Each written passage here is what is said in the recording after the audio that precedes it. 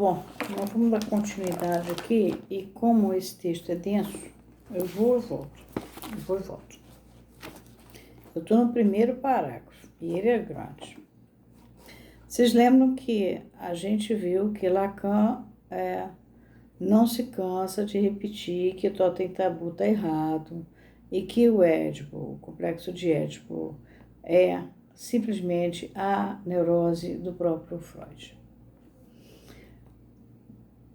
Por quê?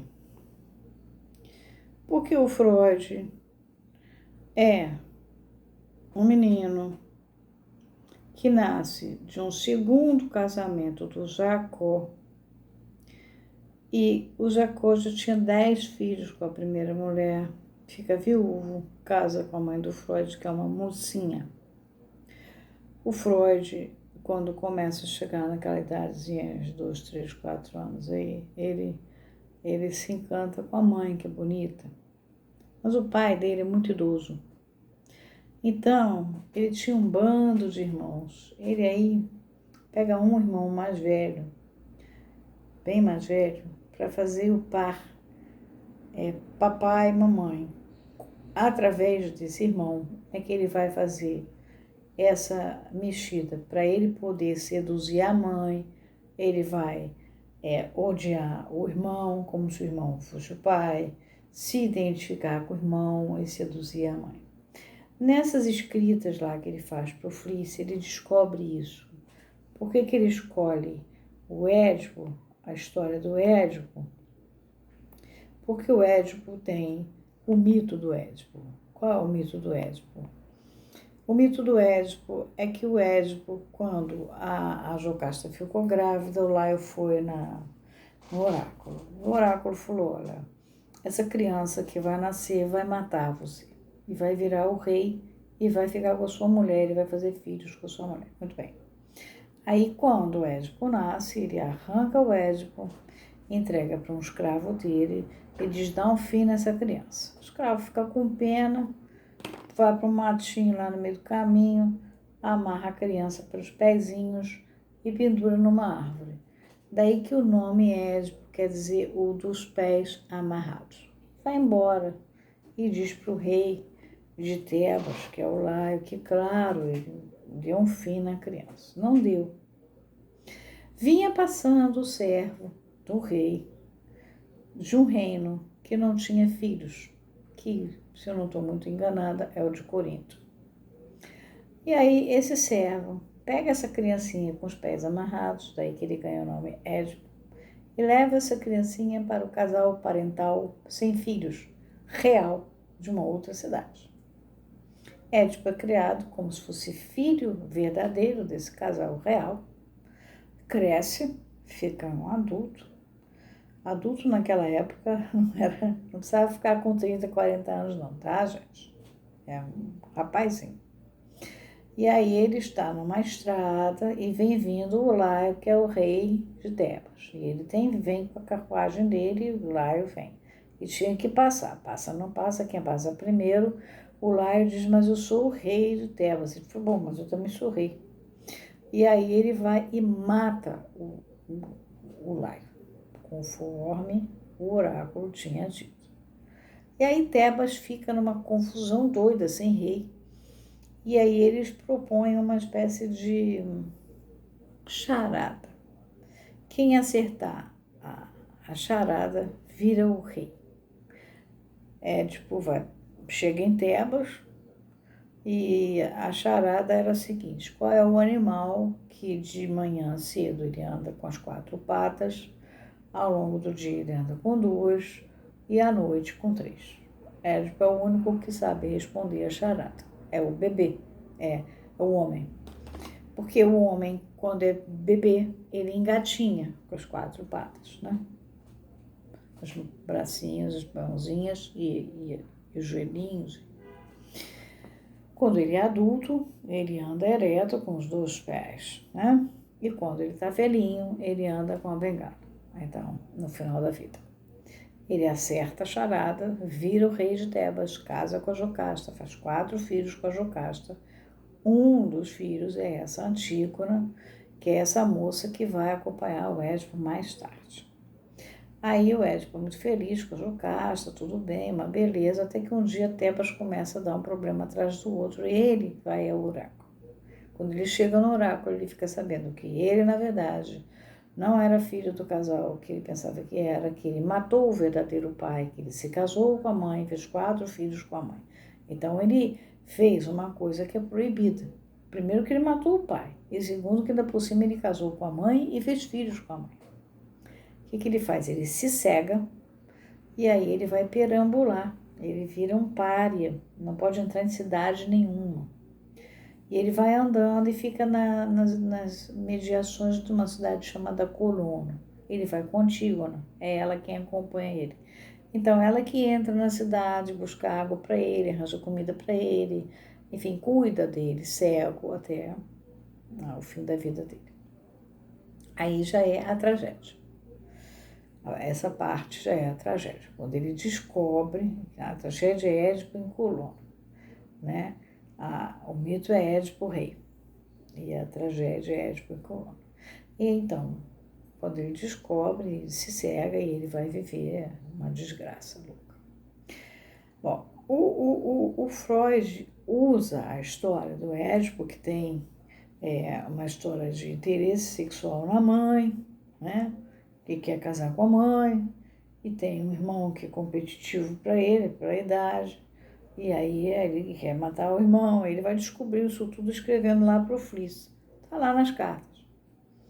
E assim ele descobre o complexo de Édipo. O complexo, eu já disse para vocês, que é no sentido da cosmologia, dos astros. Por quê? Porque os Átridas são uma família enorme. E cada pessoa ocupa um lugar, seja de lua, de sol, de planeta, cometa e tal, dentro de uma constelação. Ele pega esse modelo para explicar a neurose dele, Freud. Por isso é que o Lacan vai dizer que esse modelo é o modelo da neurose dele, Freud. Ele escolheu a história do Édipo, criou o complexo de Édipo, pegou aquilo que era mais simples e usou aquele complexo. De um monte de história, porque os Átridas só faltam, não falta desgraça na história dos Átridas, não falta mito, né? Também, não falta nada. Passa pela guerra de Troia, passa por um monte de coisas, roubos de reinos, etc. E aí ele escolhe esse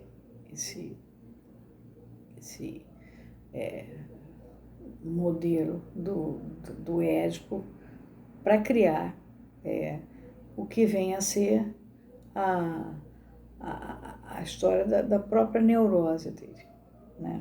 De querer a mãe, desejar a mãe, competir com o irmão, etc. Agora, um parêntese aqui, o pai do Freud, que era um senhorzinho para ele, porque 40 anos naquela época era idoso. Quando o Freud tem lá pelos seus 4 ou 5 anos, ele comete uma coisa assim, bem permissiva para um judeu. Ele deixa o Freud rasgar um livro inteiro de história natural que o Freud estava brincando. Quem conhece os judeus sabe que o judeu pega no livro como se fosse uma joia. E o Jacó deixou o Freud rasgar aquilo tudo. E o Jacó não era um ignorante. O Freud é neto, bisneto de Rabina, mas gente que e os judeus são considerados o povo do livro. E o Jacó deixou. Isso acabou fazendo uma marca no Freud, essa é uma opinião minha, que permitiu o Freud, mais velho, rasgar a ciência estabelecida e falar: isso aqui que vocês estão enxergando como problema neurológico na histérica não tem nada a ver, está errado. Não é a consciência que é soberana, é o inconsciente. Vou escrever aqui um tratado de psicologia para neurologistas, mas acabou guardando na gaveta. Esse tratado só foi editado póstumamente, mas ele escreveu. Esse tratado é tão importante que quando fez 100 anos da publicação, da escrita do tratado, os neurologistas fizeram um congresso. E o Priban, que era prêmio Nobel e tal, de neurologia, eles fizeram um grupo, porque o projeto ele é tão importante que ele criou um avanço enorme para a neurologia, mas o Freud, ele mesmo nunca autorizou publicar. Mas é um modelo que ele criou. Então, eu acho que o fato do Jacob deixar ele rasgar o livro de ciência natural, história de ciência natural, permitiu ele rasgar a medicina, o saber médico da época, e enxergar de cara o que veio a se chamar a psicanálise. Como é que funciona o aparelho psíquico? Mas isso é uma opinião minha. Bom, nunca li ninguém que tivesse escrito isso. É importante entender que esse modelo freudiano do complexo de Édipo levou anos sendo desenvolvido pelo Freud. O Freud fez vários modelos ao longo da vida dele. O modelo da cebola, para explicar as resistências, o modelo da laguna, que ele achava que as pessoas iam, os problemas iam entrando em você, iam como que sujando, assim, uma laguna, e aí aquilo ia se acumulando ali, até que ia ficando tudo meio sujo, tinha que sair, para não ficar aquela sujeirada toda em você. Ele fez o modelo do projeto, que é belíssimo, que ele escreveu para os neurologistas, mas guardou na gaveta. Ele foi escrevendo a interpretação dos sonhos e acabou descobrindo o inconsciente no capítulo 7, o modelo do inconsciente. Depois passaram-se 14 anos, ele descobriu a primeira tópica, que é inconsciente, pré-consciente, consciente. Ele descobriu também como é que funciona o narcisismo. Ele descobriu a segunda tópica, ele descobriu a teoria pulsional, ele fez isso tudo sozinho. Foram modelos teóricos que ele foi desenvolvendo. Alguns ele demorou muito, como a teoria pulsional, que foi de 1920 até 1936. O Édipo é um desses modelos que leva muito tempo, vai desde 1800 e tal até mais tarde, 1900 não sei quanto, a resolução do complexo de Édipo. E a resolução do complexo de Édipo, ele faz a resolução para as meninas e para os meninos. Para as meninas, para os meninos mais simples, os meninos têm como primeiro objeto de amor a mãe. Então, quando aparece o pai, que no caso dele o Freud foi feito através de um irmão, porque o pai era muito mais velho, ele compete com aquele camarada que faz par com a mãe e se identifica. Ao mesmo tempo que ele odeia aquela figura, ele se identifica para ele poder virar o camarada que vai seduzir a mãe. Isso é no modelo masculino, quer dizer, o homem não troca de objeto na dia de mamãe, bebê, ele fica ali naquela escolha. No caso da menina, tem uma segunda virada. A menina, o primeiro objeto de amor é a mãe. Aí, lá pelas tantas, ela rechaça a mãe, ela odeia a mãe, não quer mais saber da mãe, para se identificar com a mãe, para seduzir o pai, que vem a ser o segundo objeto de amor. Então, Freud vai chamar essa escolha em que o objeto fica sendo a mãe até o final e o menino faz isso de anaclítica. E, no caso da escolha da mulher, ele vai dizer que é narcísica, que já vai dar esse salto qualitativo. Muito bem. Isso tem num texto chamado A Resolução do Complexo de Édipo. Agora, ao longo da obra, até você chegar desde as cartas à Aflice até a resolução do Complexo de Édipo, vocês vão passar por vários textos que, enquanto ele escrevia outras coisas, ele ia descobrindo mais um pouquinho, e ele escrevia mais um pouquinho do Complexo de Édipo. É grande o modelo, tá? Bom, vocês veem como a gente fica aprisionado em certas ideias. Então, o Édipo tem que ser assim. Bom, mas e quando a pessoa não fez exatamente assim? Por isso é que eu resolvi trabalhar com a questão da identidade de gênero. Vamos ver como é que funciona isso. Existe alguma coisa além do falos? Vamos ter que ver isso, tá? Bom, e aí ele vai falar o quê? Ele vai dizer que ele, Lacan, ela vai dizer que ele, Lacan, oferece, ao invés dessa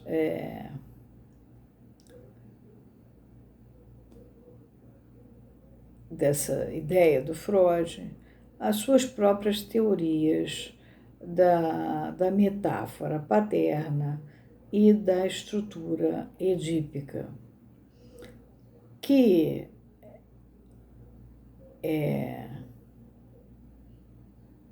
usam os seus conceitos que inovam de falos, castração, desejo e jouissance. Eu falei para vocês da outra vez que ela mantém a jouissance e expliquei de onde que ela tira, bota a nota de pé de página e tal.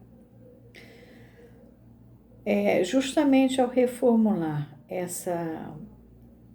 esse quadro realístico do Freud, do complexo de Édipo, para longe tanto do mito quanto da biologia.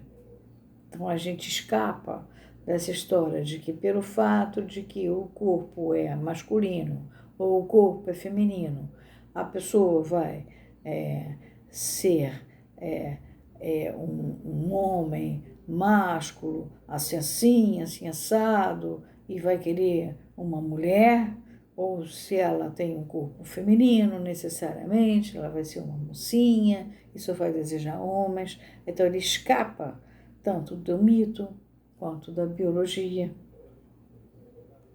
E ele introduz o conceito da estrutura, que é formada pela intervenção de um terceiro elemento na díade original mamãe-bebê. A lei do nome do pai. Esse é o terceiro elemento. A lei do nome do pai. Bom, onde é que Lacan vai descobrir o nome do pai? No Freud. Aonde? No sonho da injeção de Irma. Por quê? Porque no sonho da injeção de Irma, o Freud, lá pelo sonho, tinha que dar uma injeção de trimetilamida. Muito bem. Qual é a fórmula? A fórmula faz exatamente o desenho da letra X.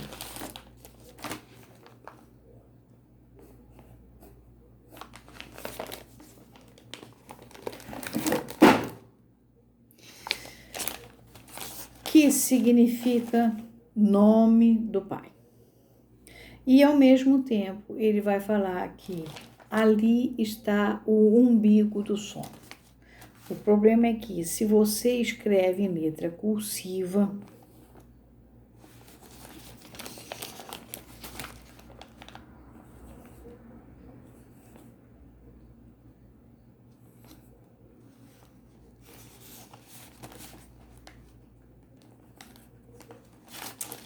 tentar fazer a letra cursiva.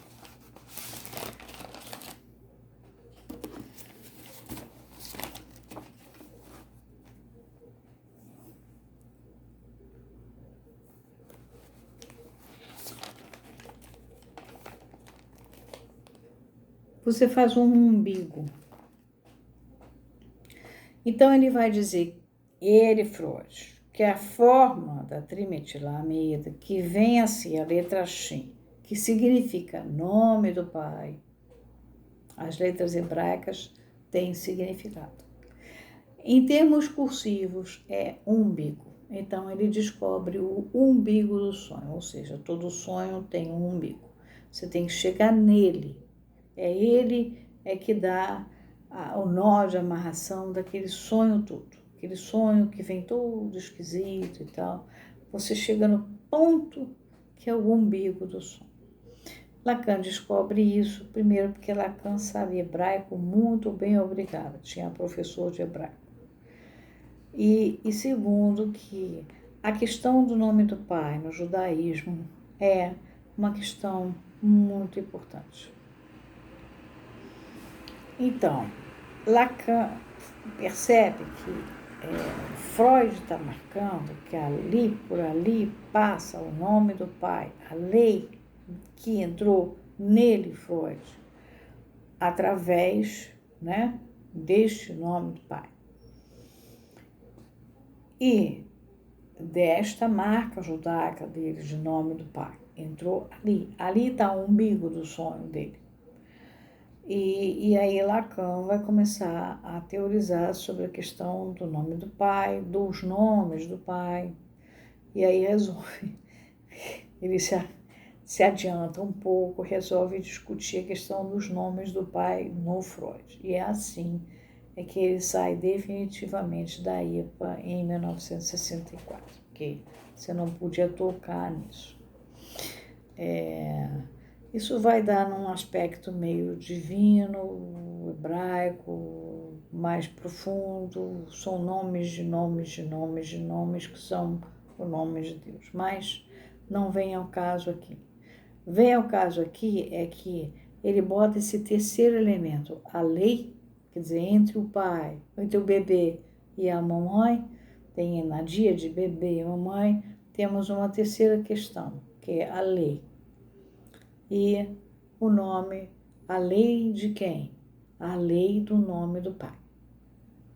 Se essa lei vai poder entrar, se o desejo da mãe vai permitir que o nome do pai entre, ou se o desejo da mãe não vai permitir que o nome do pai entre, é uma outra questão. Por isso a gente vai trabalhar também com desejos.